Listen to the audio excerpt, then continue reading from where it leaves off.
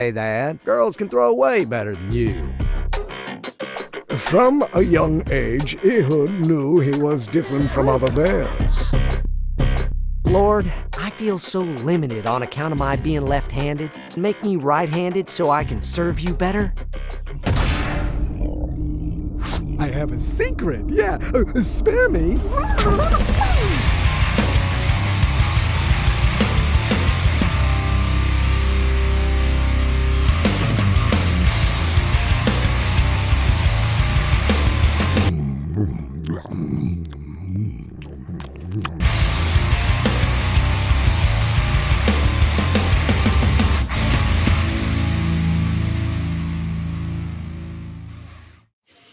Welcome to folkLOOR, where I get to announce for the very first time who we are and what we're doing. We're here to talk about the building blocks of entertainment and culture and how to get from here to there. And we're with the Lore TV CEO, Marcus Pittman. I am Jason Farley, and Adam Yenser, the most notable for writing special material for the Oscars. I think that's what everybody knows him for. My top credit. Your top credit. No, you have written for Gutfeld, written for the Ellen Show. I've been a panelist on Gutfeld, but yeah. Or a panelist on Gutfeld. Yeah. Oh my gosh, they actually saw your face. Yeah, I've been on there a few times. Yep. I didn't know that. What were you a panelist for? I was on a couple times in, let me think. My first one was a while ago, maybe 2018 or 2019. And then I did a few last year. It's probably been about a year since I've been on there, but yeah, I've been on there 4 or 5 times. Okay. So do they give you the topics beforehand, or are you just expected to be? So you get a rundown earlier in the day of kind of what's trending in the news. So you have some idea of what the topic's going to be, but you don't necessarily know when Greg's going to come to you or where the conversation is going to go. And they do, switch out topics throughout the day if there's breaking news or something comes up. So you kind of can prep a little bit, but you have to be, on your toes and kind of be able to roll with it on that show. Were there any moments that you look back on and say, man, I've got such a better joke now that I've got time? I don't know if there's any specific one that I remember now. I will say, the first time on it, it's kind of an intimidating environment. They're all friendly. They're great to work with. But, that kind of fast pace where they're kind of calling on you to comment. I definitely think I was more comfortable and felt more confident in my own answers the next few times I was on. So does the stand-up translate well into that, or? So that's, I do that. I'm sure I don't think I'm blowing anyone's cover by saying this. If you pay attention when there's stand-ups on there, and stand-up comedians will do this on a lot of different panel shows. If there's a way you can kind of direct the question into a bit that you do, right. That's the easiest way to get a laugh. Like the easiest way to get a laugh is to kind of take whatever the topic is and see if there's a way that you can make it lead to this, thing that works. So. Yeah, I was on a panel and brought up Beowulf, and I went into a bit about Beowulf, and at the end, another stand-up that was there, another comedy writer came over, and he was like, "That was a bit, right?" Like, it was like, "What? No!" Like that Beowulf, that was a bit. I was like, yeah, that was a bit. You're the opposite of me then, because if I'm on a panel and I'm trying to be funny, the thing that went through my head is, don't bring up Beowulf. Don't bring up Beowulf. There's nothing that gets bigger laughs than ancient Anglo-Saxon comedy. I was just hoping it would come around to Beowulf, because I've got a really funny Beowulf bit. But no, Gilgamesh, I can riff. No. Oh yeah. See, there you go. Because you need something that is going to at least bite you and make you eternal. Yeah, exactly. Yeah. Oh, and then you also did some production for Conan. Yeah, I was a segment producer's assistant at Conan for Late Night with Conan O'Brien in New York. And then I worked there doing The Tonight Show almost a year. And then I worked on his TBS show for a little over a year also. Oh, I okay. was there for about So 6 years altogether. which segments? Man on the Street or? So I worked with the segment producers, so they would produce the guest interview segments. So, you know, when the celebrity guests would sit down or they'd have human interest guests on. So I'd help the segment producers would schedule pre-interviews with the guests beforehand to kind of find out what they have to talk about, you know, what stories and stuff they can get to.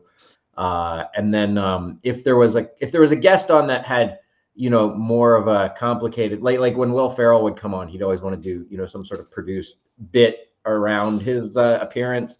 And Tom Hanks would often do stuff like that too. So if there was like production around it, the three producers that I worked for were in charge of those segments. So you were warned that he was going to show up dressed as Little Debbie, or? Oh yeah, he showed up dressed as little Debbie. He came with a cockatoo on his shoulder the one time, but didn't want to talk about the cockatoo. I remember the one that he pitched over and over again, and they eventually did it. It was an idea Will Ferrell had for a while, where he wanted to say that his new hobby was that he's training show dogs to basically like run the obstacle course, and he wanted to show us what he's been working on. And they would open the doors to the stage area and roll out this big, you know, dog obstacle course with, you know, hoops and ramps and stuff.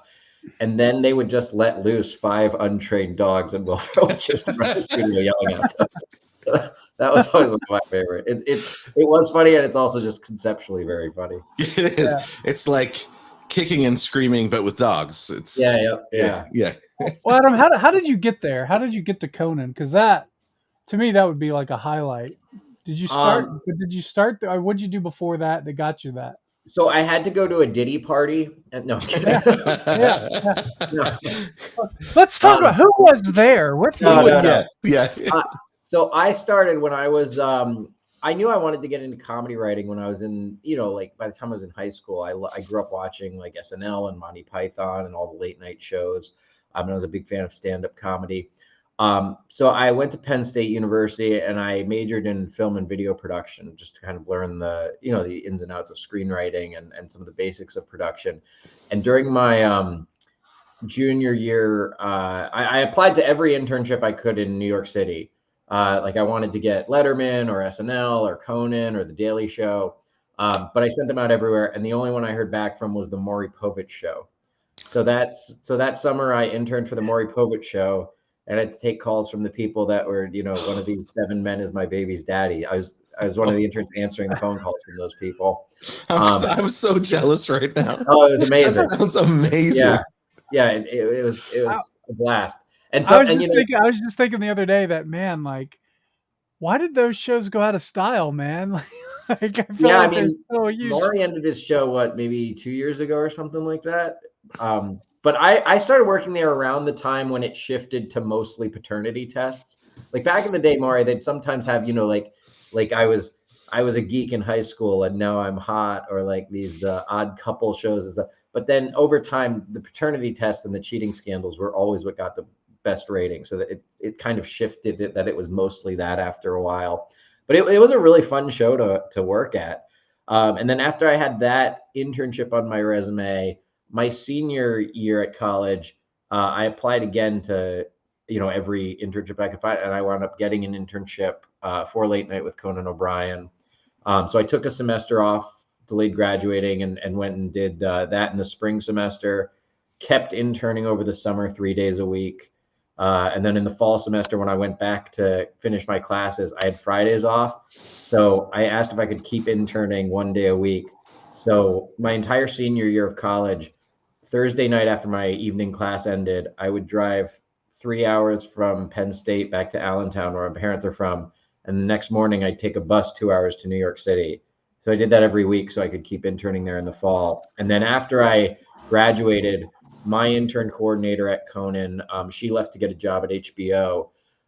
So then I got hired as the intern coordinator and kind of the office receptionist. So I was overseeing and hiring the other interns and just serving as a receptionist there. And then that eventually led to the promotion to the segment producer's assistant. That sounds the way, that's the story that everybody wants is I went from secretary to star. I feel very blessed to have gotten my foot in the door at, any show, but that show specifically. I mean, Late Night with Conan and O'Brien was like, it was like the center of like the comedy world at that point. There's so many interns and writers and people who worked on that show that have gone on to create like so much great comedy, all over the entertainment world.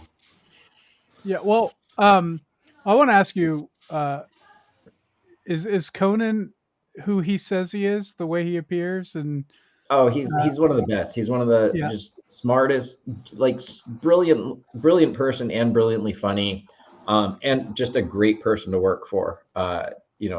Cares about the staff, everybody that works on that show. It's very cohesive. And just to be able to learn from just absorbing being around those writers and those performers and Conan himself. But yeah, he's a fantastic person. yeah. What do you think changed with late night? Because if I were to look back, I would say he's one of the last late night hosts that had like a true variety comedy special. And Yeah. now it seems like everyone has become just politically charged, and I don't know. I haven't seen a good viral late night clip in a long time. Yeah. It's tough. I think, back then, there were fewer options in late night. So you knew you had the entire audience of the whole country, regardless of politics, was kind of all tuning in. So you had to make everybody laugh. And I know that whole show, it was shaped by, Conan's sensibility and his understanding of comedy and his head writers and their brilliant grasp of comedy. And they wanted to do stuff that was, experimental and weird and genuinely funny. They weren't looking to score political points. It wasn't, if they would do jokes about things in politics, it was very rarely heavy-handed one side or the other. It was just kind of based around what's in the news. It wasn't Right. to drive a point home. And I think everybody could enjoy that. And I liked they weren't, Conan is, like I said, he's so brilliantly funny, but he was also never afraid to let someone else get the laugh. If there's a guest on there, he could facilitate the interview that they come across the funniest. If an interview is, lagging, he can make it funny. They had brilliant improv actors as writers on that show that would come out and do these bits. And, there's people like Brian Stack and Brian McCann, and these brilliant writers who would do these character bits. And they were so funny. And I think it was just, Conan's sensibility and the writer's sensibility that they really wanted to do something funny. And then I think what sort of influenced modern late night a lot to take the direction that it has is The Daily Show. And I think Jon Stewart was, again, he's somebody else who's brilliantly funny. And I loved what he did with The Daily Show. And then, you had the Colbert Report spinoff from that. And even though Colbert was doing a conservative character, it was still really well-written comedy. It's one of the best political satires of all time. It was such a smart character, and the way he would kind of use the illogical logic to make his arguments. And it was so funny. But again, they were trying to make everybody laugh. And then I think as The Daily Show got more political, there was a generation of comedians and comedy writers who idolized Jon Stewart, for all the right reasons. He's a brilliant comic. But it sort of became, we want to do that. We want to put our politics into our comedy. And it became more and more heavy-handed. And then as the audience split with more and more options for late night, not everybody's tuning into, like Johnny Carson or David Letterman anymore. It's, the right can watch Gutfeld and Steven Crowder, and the left can watch Colbert and Kimmel. And they're kind of just pandering to those audiences with these very heavy-handed jokes, and it weakens the comedy then, because you're not really trying to make anyone laugh if they're not already on board with your perspective. But then you see like Jimmy Fallon kind of got stuck in the middle of that. Where, he touched Trump's hair, and he normalized him. It was a great sin. Donald Trump, who's been on every single one of the talk shows we mentioned for decades, but then when he became the Republican candidate, he became evil and terrible. And so you hear a lot about like the hirings behind the scenes of they fired the showrunner for Jimmy Fallon and brought in a Today Show showrunner, and that didn't work out. Got rid of him, and I don't think they've still recovered from that, especially with COVID and all that sort of stuff. And now they've reduced the late night show to 4 nights a week. And so there's just a lot of, it's just not the same as it used to be. Yeah. And So I think Fallon for a while tried to, and I think he still tries to not be, heavy-handed politically. And he's actually done some monologue jokes going after both sides that are, I don't watch the shows often, but I've caught a few where he's done some jokes that are very funny about both sides. And he has a lot of non-political stuff on there too. I think politics has taken its toll on late night, but also just the changing media landscape. I think two other things that have impacted it a lot is people aren't necessarily tuning in to watch appointment TV anymore, or watch TV before they go to bed. People are consuming clips on, TikTok and Instagram and YouTube that they can watch whenever they want. And they're these very short attention span kind of clips. Yeah. And I think that's eroded the late night audience. And there's an article a few years ago, I think it was in, I want to say Variety, but I'm not sure. It was about the 100 greatest jokes of the last century or something. And one of them talked about when Ellen was on Jimmy Fallon's show and they did like some sort of dance competition or something, or like a karaoke competition. And it said it was the dawn of things that are fun but not funny. And I think that's something that's happened a lot in the modern entertainment sphere for late night and daytime shows, where it's not the sort of hard hitting, hilarious comedy that Conan or Letterman would do. It's kind of celebrity fluff kind of stuff where it's like game show. It's like more game show, an impression contest, and it's kind of amusing, but it's not this like well structured, well written comedy. Yeah. I've noticed that. I've noticed that too. I think you see that with Conan and the karaoke, the carpool karaoke. And that sort of stuff where it's like, oh yeah, that's fun to watch, but you're right, it's not the typical late, like it's not like Carol Burnett or Johnny Carson style sketches that you're it's not Triumph the Insult Comic Dog or the Masturbating Bear. So that's right. The good old days. Yeah. it's not the brilliant comedy I was talking. The really smart stuff. Yeah. So that was a really good answer, because I would have just said the reason late night is ruined and become political is because of the CIA. Okay. But that was the way more. That was way more CIA intelligent. Maybe influencing it too. I don't know. Only through MK Ultra. That's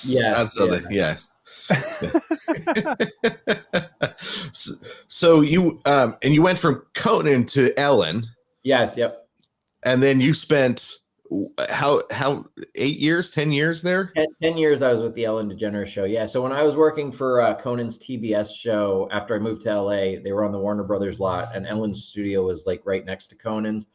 So I loved working for Conan. There's a part of me that wanted to stay there forever, but I wanted to get a writing job, and they don't open up very often there because everybody loves writing there. And I heard through a friend about the job opening at Ellen. So I always liked Ellen's stand-up, but her show wasn't one that I watched all the time. So I kind of sent them. I had also been doing some freelance submitting to Weekend Update by that point. I was never a staff writer there, but they'd have this submission program where you could send in jokes and they'd pay you if they used one. So as my writing sample to Ellen, I just sent the show some like topical news kind of jokes that I had written. And then they got back to me. Their producer said, "Hey, we really like your submission, but it's not Ellen's voice. If we send you some samples of her stuff, can you resubmit?" So they sent me some samples of her monologues. And over the course of like a weekend, I like locked myself in my apartment and just watched every one of her old specials. I watched every episode of her show that I could find online and kind of tried to get that voice down and resubmitted. And then got hired there. And it is a hard show to write for in terms of like the learning curve, because at a show like that, it's driven very much by Ellen's personality. Now, all the late night hosts have their own personality, but they're doing like news topical jokes for their monologue. So it's like a headline and then a punchline, a headline and a punchline. For Ellen, it's like her take on something, or it's a story from her life. So you really kind of have to get into her voice, and it has to sound like it's coming from her. Which is very fun to write for eventually, but it took me a year, and that's pretty normal for writers there to kind of get it down where you're comfortable writing from her perspective. Did you spend a lot of time interacting with her to get that voice, or is it just you had to You have to do a lot of learning on your own just from watching the show stuff. But I mean, we'd meet with her every day, and she'd give us notes on the monologues and sketches that we wrote. So yeah, I had a lot of FaceTime with her, but it's also, just kind of, seeing what she's doing when she's out there watching as they tape the show, and also kind of knowing what's going on in her life and her world to write to that. And that's when you got invited to Epstein's Island. Is that right? No, I would never go to Epstein's Island. It was a Diddy party. Oh, that's right. That's right. Sorry. Yeah. No, I should have known because of the career trajectory after that. Yeah. I need 1,000 bottles of baby oil or whatever it was. So then I started working for Ellen. I worked there for 10 years. I started doing some on-camera stuff too. There's a hidden camera like prank segment that I did called Kevin the Cashier, where I'd work at different stores and businesses and kind of mess with the customers. And then there's also a segment called Adam Investigates, where she would do those big Christmas giveaways, the 12 days giveaways. And we found on people would take the stuff they won and try to sell it on Craigslist for a profit. So we set up like this investigative sting kind of thing where I would go out and we'd pretend it was somebody that wanted to buy their stuff, and then we just confront them and say, why are you selling all the gifts Ellen gave you? That's amazing. Did you ever have anybody run? Just Yeah, there's a great one where there was a guy, he was selling, I think it was a purse, and it was outside of a Ralph's in where was it, like Valley Village or something, or no, maybe it was Westlake Village. But he was standing outside a Ralph's grocery store at night, and we'd bring with me. It was me in like a suit, like an investigative reporter with a stick mic, and then we'd also have this like 12 Days mascot, which was this giant like 8-foot reindeer costume that a guy would wear. And so he and I would show up, and this guy started getting real cagey. I was like, "Are you selling the purse?" And he goes, "No, who wants to know?" And he was just kind of, and then I said, "Well, you came to meet us here." And he takes off and he runs into the Ralph's. And so me and the reindeer, I go, "We got a runner," and we kind of chased him through the Ralph's store. Customers were watching us and stuff. And those are fun to shoot also because both in the investigative segments and like Kevin the Cashier, you plan a little bit ahead of time, some ideas of funny stuff you could say, but a lot of it you kind of just have to do on the fly and either improvise or play off of whatever they give you. And when the guy runs in the store, the director is always beside me, and she goes, "We haven't cleared it. You can't go in there. You can't." And I go, "We're going in there." What's funny is the store, and that's the fun thing about I'm sure like at Conan, when they do like triumph segments, this kind of stuff would happen too, where it's who's ever improvising or is doing the bit, you just kind of go nuts and do what you want, and then afterwards it's like it's the director and the producer's problem to figure out how we're going to clear all this and how we're going to use any of this on TV. Well, my first thought was, I wonder what kind of signatures you'd have to get to use that footage. I think that guy's face is blurred in the segment, which actually makes it funnier because it makes it look like he didn't want to be there. But yeah. So, we got a question from the audience. Okay, great. Did Adam ever write something that made Ellen or Conan give him the side eye? Ooh. At Conan, I didn't really do any writing, so I think one time at Conan, the only time I think he ever like called me down to there was something where part of my job was to write the plug on the blue cards. So when he asked the guest the questions, and it's like, this movie comes out this date, or whatever. And I think I had gotten a big piece of information wrong because I had to like fact check those also to make sure that the dates and the movies or whatever they're promoting was right. There's one time where he was like, this was incorrect. We can't, I can't say stuff that's wrong on the air with the guest there and have them correct me like that. But I think that was the only incident like that there. Now at Ellen, I don't think there was ever anything that like made it to air that where the audience groaned or where Ellen gave me the side eye. There was definitely countless instances when we're in the writer's room or in meetings where you pitch a joke and either she doesn't get it or it's not in her voice, and it's like, no, I would never. Usually it was just cut that, every now and then it would be, I would never say that. Why would you put this in there? That kind of thing.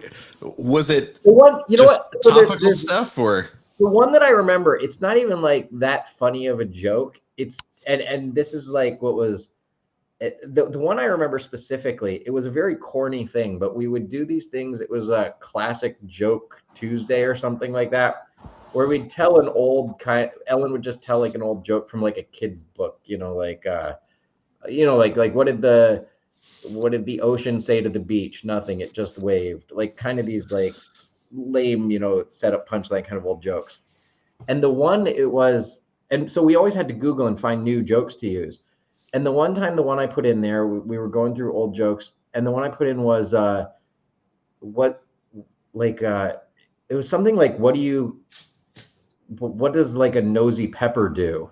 And it gets jalapeno business. And so we put that in the script, and something about reading it, the pun didn't translate. And Ellen was like, what does that mean? And they were like, it's like all up in your, and she goes, but it doesn't sound like all up in your, it's jalapeno. And it's like, well, no, it gets jalapeno. And she was like, no, that doesn't even, and there was this, that was the time when I saw, that was the only joke I remember where I remember like seeing a little bit of like anger, like, why would you put this in front of me? And it was also frustrating because it wasn't even a joke that I wrote or cared about much. It was just like, gotta put an old joke in there. I'm sorry I picked the wrong one. That's the only one I remember. Picked the wrong old joke. No, didn't we?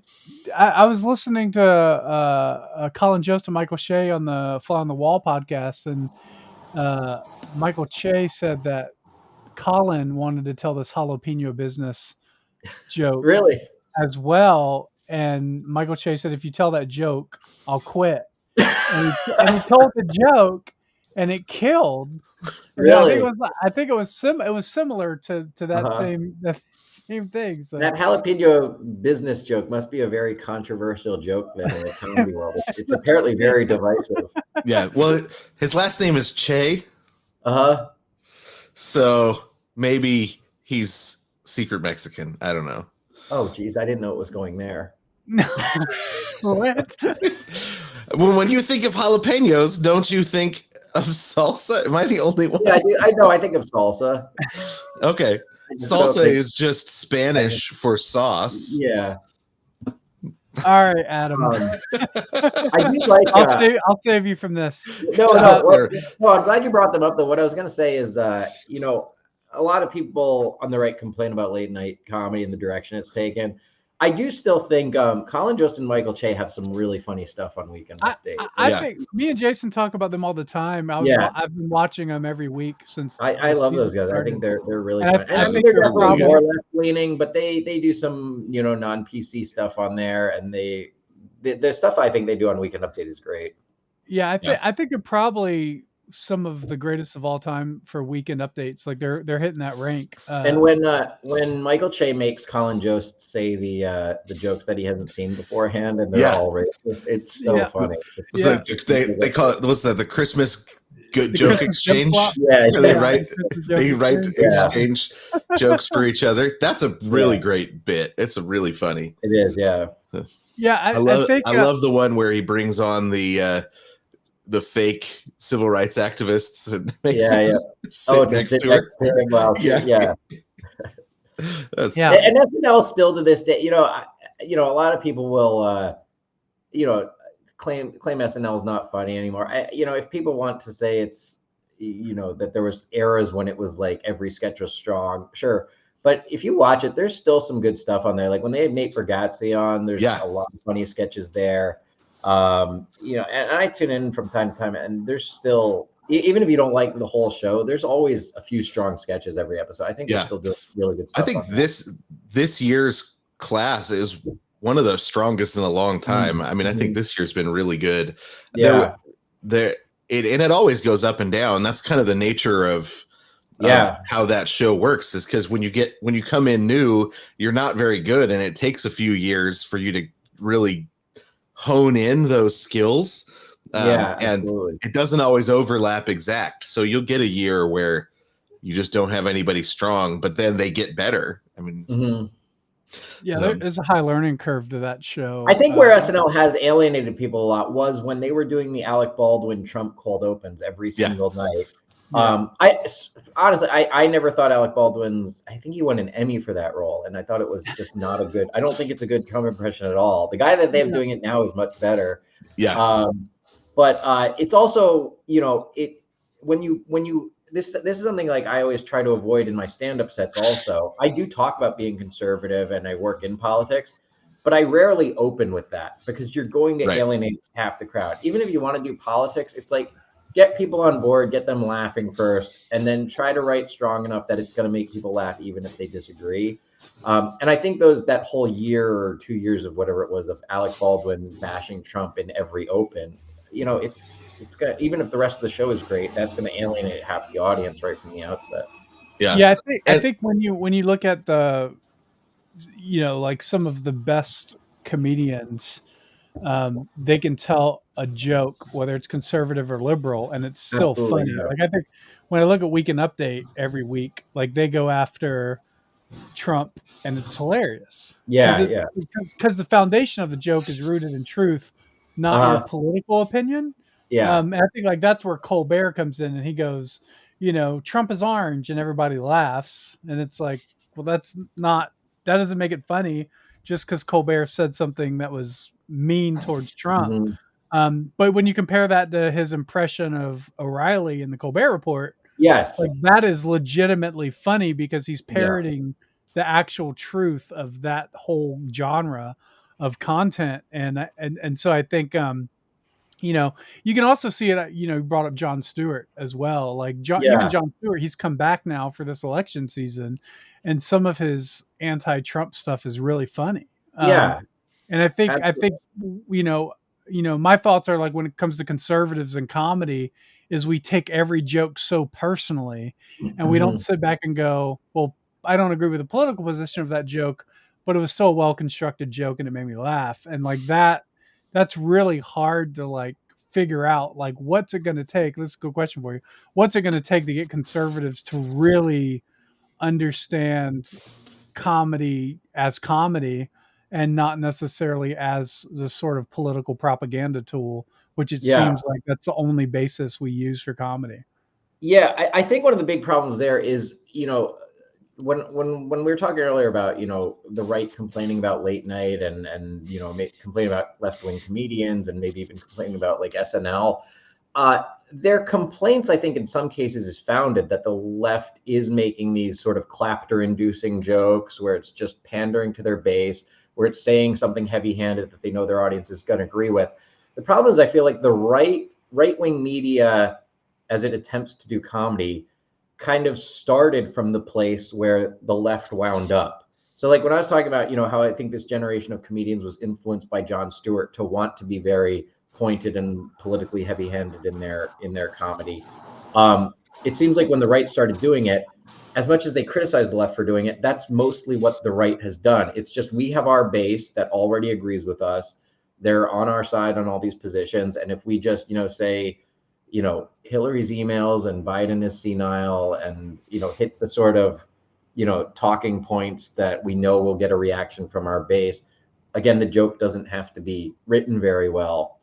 And then I think another thing that is a big problem, I think, in right-wing media, in terms of just developing comedy and kind of getting good at writing and producing it, there's not, most of the people that have gotten into right-wing media to do comedy, they come from either a social media background, a business background, or a political punditry background. They're not like comedians or comedy writers by trade. So there's no one in the right that's doing like what Lorne Michaels did when he started SNL and what he's still doing today.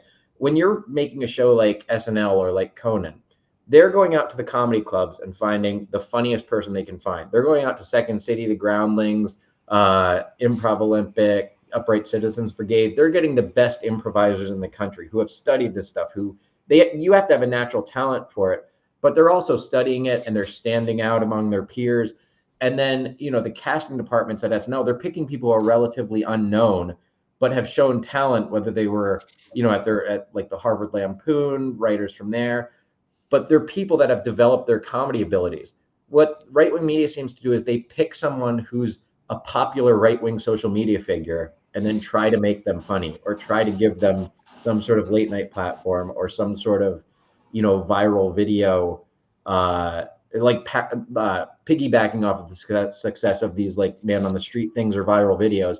And they're not very developed in terms of writing or producing comedy, especially comedy that will make the wider audience laugh and not just their base.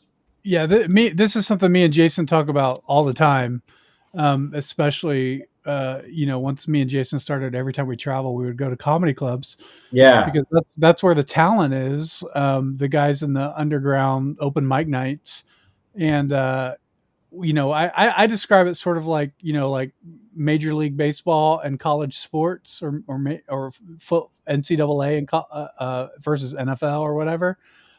We don't have a real collegiate sort of system to scout talent from Yeah. in the conservative space, and everybody's we're putting $100 million into whether it's whatever conservative media platform it is, but it's like major league right off the bat.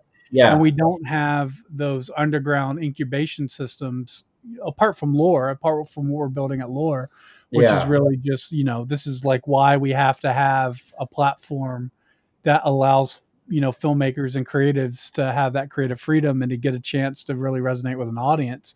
And from there, they can go out and do bigger projects and bigger production projects. Yeah. But without that underground incubation system, it's just not going to work. No matter how much money you pour into your conservative platform, it's not going to work without a true underground.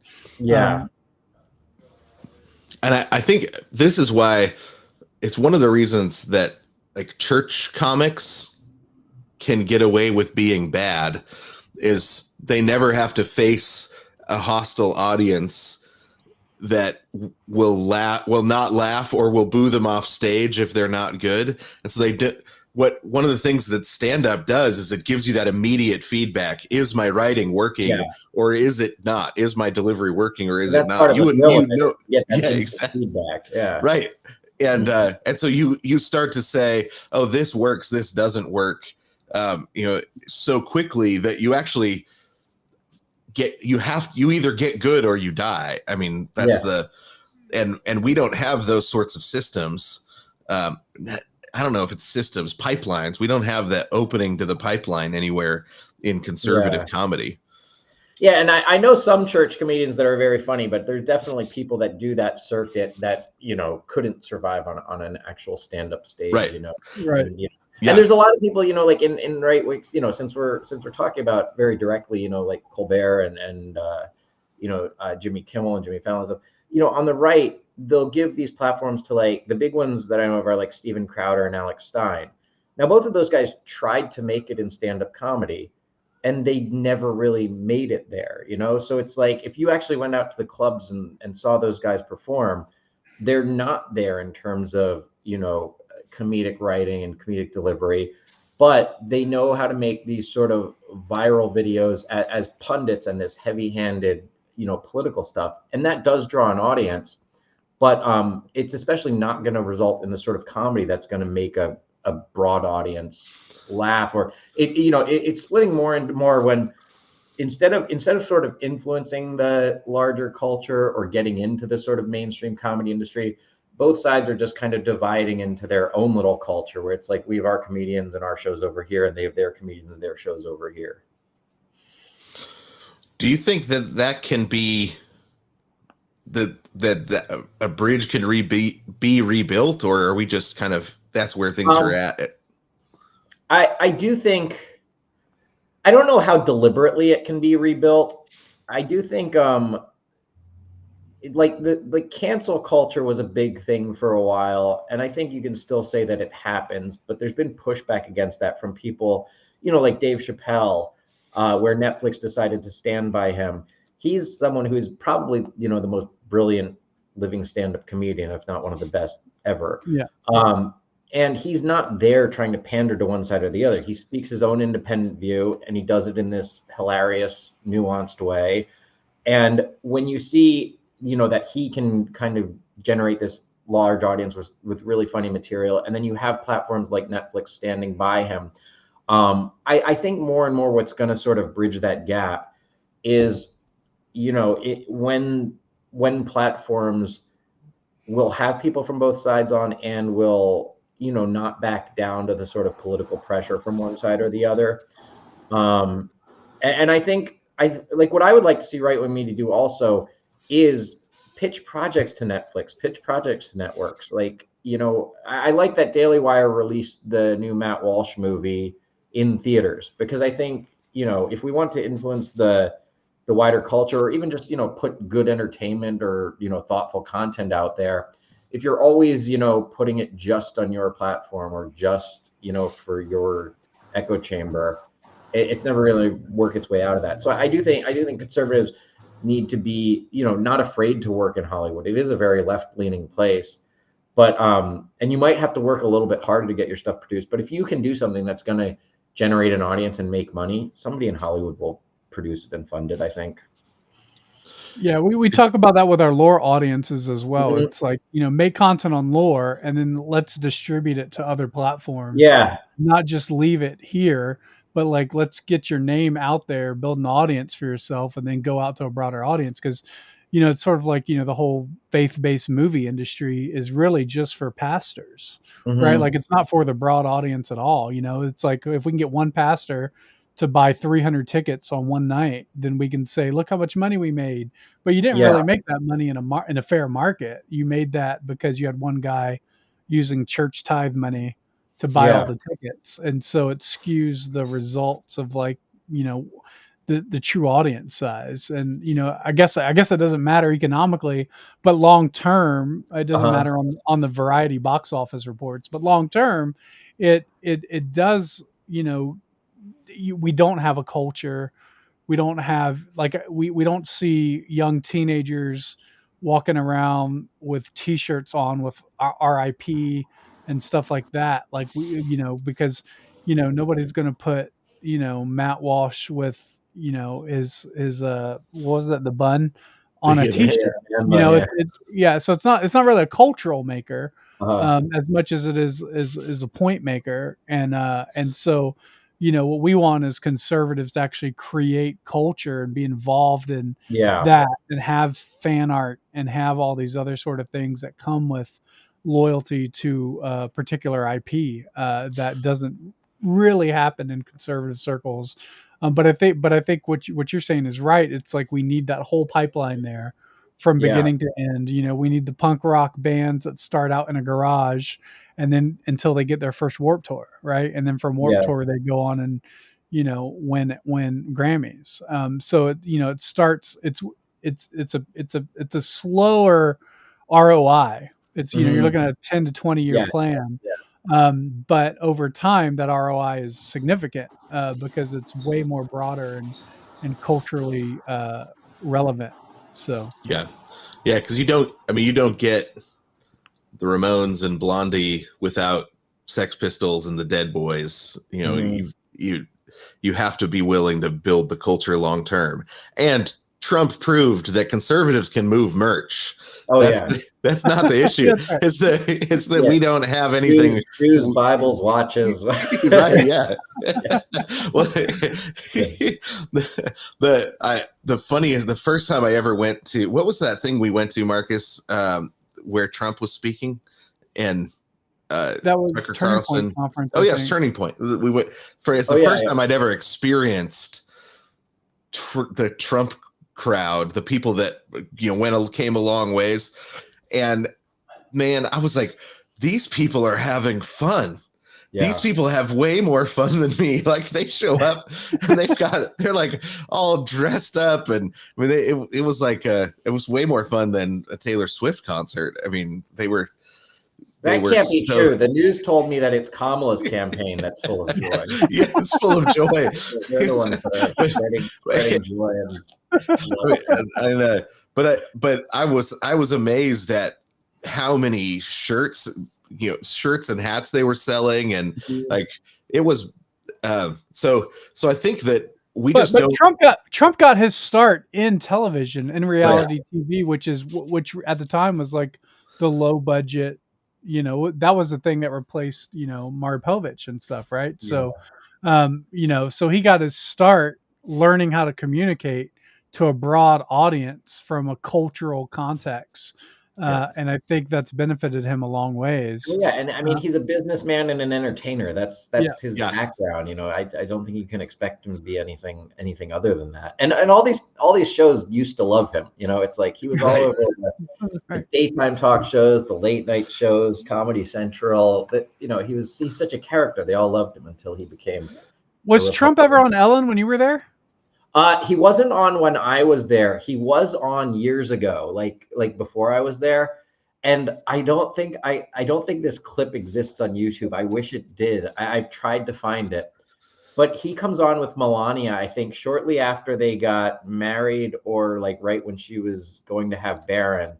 And Ellen says something like, "I think you're a role model. I think more people should be like you." So complimentary. And she's like, "I like your wife."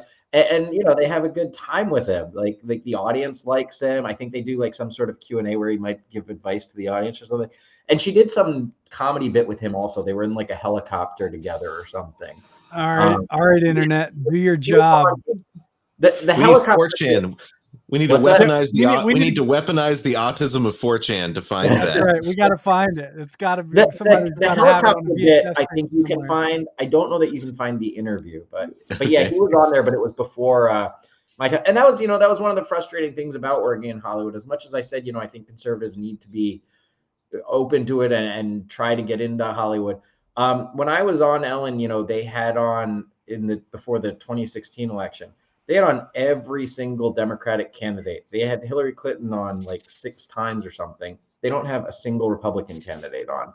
The shows became very, very politically motivated, even in, who they would bring on and who they would talk to.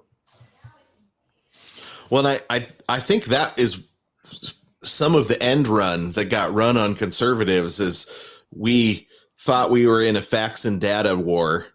And it's really a story war that's going on. And the left had moved into position to control all of the storytelling engines. Mm-hmm. And late night was a big part of that. Daytime television, it was the only way to get to get word out, on your new movie, on all this, on your political candidate to wide audiences. And they controlled it all. And so they just waited until they controlled it all before they flexed their muscles. And we think immediately we've got to stop them from doing that, rather than saying, "Oh, they played the long game on us. We probably should get started on a long game, even if we're still trying to fight." Yeah, we need to have No, go ahead. Even if we're still trying to fight in the moment, we need to get a long game started, or where you can't undo 30, 40 years of planning, with lawsuit. I think we need to have a long game. And also when it comes to creating content, whether it's movies, whether it's comedy, whether it's drama, whether it's documentaries, whatever it is, conservatives are trying to make, I'd say people need to put their head into making something that is undeniably good. Like, no matter how much they try to ignore it, no matter how much they don't want to give it a platform, make something, make art that is so good that it can't be denied. Because I think in the same way that the left kind of has, their like victim culture mentality in a lot of things, there is all this thing on the right where, when creators make something, then they're like, "Oh, I'm being shadow banned," or, "Oh, this isn't taking off because of cancel culture." In some cases, that's true, but in some cases, also the thing you made isn't that good. But and to realize that the only way to get good is to be bad at something and keep doing it until you're good. I don't think conservatives don't commit to the craft that they that is at hand very well or very fully. Well, if you're investing in $100 million streaming platform, or like I said, the major league streaming platform, there's no risk for anything to fail, right? Yeah. So without a specific focus on, we're going to take $5 or $10 million and we're going to put it into like 100 different things instead of one movie that has to work. I think that's really the difference. I think the film industry is the only industry that the cost of goods has to be as high as possible in order for it to succeed. Whereas every other law of economics says, no, it's cheap and high profit. And so, just figuring that out, like there is talent out there that can do stuff on a significantly low budget that wants the shot. And if you give it to them, I really think they'll be able to find their audience. And, that's sort of what we've built with Lore. And Adam, your show, American Live, where you did stand up at a sold out comedy club in the middle of downtown Burbank, right? It was Burbank. Yep, yeah. I think it was. Yeah. So, I think Jason told me there was a line out the door and people were asked to leave because there wasn't room. And the lineup was great. There was comics on there. Some of them I had met before. There were some that I had not met, but they're very funny people in the lineup. Yeah, it's a great lineup. You can stream that now on Lore TV. If you go to LOOR.tv, you can get a free 7-day trial. You can do that, and then you can fund other projects from other artists that you want to see every week without having Hollywood executives determine what, or political pundits determine what to do with your money. So I know you're out doing stand-up right now. What else are you doing? So I tour for stand-up a lot. I'm doing, let me think, this Friday, I'm going to be at Tallman Brewing in Lebanon, Oregon. And then Saturday, I'm at in Rogue River, Oregon. I have a few, writing projects I'm working on. And then I have a YouTube show on my channel. It's just my name, Adam Yenser, on YouTube. It's called The Canceled News. It's kind of like a Weekend Update style news parody show. It is right-leaning, but it's not like exclusively political, like I said, hopefully the jokes are funny enough, that anyone can laugh at it. And then, it's very funny. I've been watching it. It cracks me up. Thanks so much. And then other than that, I started doing cruise ship comedy gigs here and there. So I have one of those coming up. They're interesting. It's fun. It's fun to travel, and the audiences are good sometimes, but I don't want to be on a boat year round, That you could make a funny show called Cruise Ship Comedians. No, the audience, like on some of them, the average age is like 75 on these ships. So it's so it's just like a conservative audience. Yeah. Yes, exactly. Is it 2-drink minimum? You can drink on the ship. Prune juice and vodka. I don't know. Not a minimum there. No, that's only at the clubs. Okay. Well, thanks so much for joining us. It was great to hear the stories. I was tempted to ask if that's really Epstein's Island behind Ellen, but I don't want to put you in a position where you get suicided. It's not. So that's that's the thing. So the whole the QAnon time was a weird time to work at Ellen, because I had one conservative friend that was like super into like the cult level QAnon beliefs. And she would text me things like, Ellen's going to get arrested next week. And I was like, what? And she's like, she's wearing an ankle monitor. And she'd send me a picture where like there's like a fold in Ellen's pants leg, and she's wearing. And I go, I'm in the room with Ellen right now. She's not wearing an ankle monitor. And then they would say her set is painted like Epstein's Island. I'm like, it's blue and white. There's lots of blue and white things in the world. And it's a set decorator comes out. That set changed years ago. And a set decorator comes in over the summer, and they design that. And then Ellen comes in and sees it. When it's not like there was like no one nefarious influenced the decision to make those colors. And then the other one time when we first went into the pandemic, like lockdown stuff, and Ellen was doing the show from home, there was some joke that mentioned it's like being in prison in here that Ellen did. And the QAnon people were like, oh, she's secretly sending a message to the other weirdos in Hollywood that they're going to wind up in jail.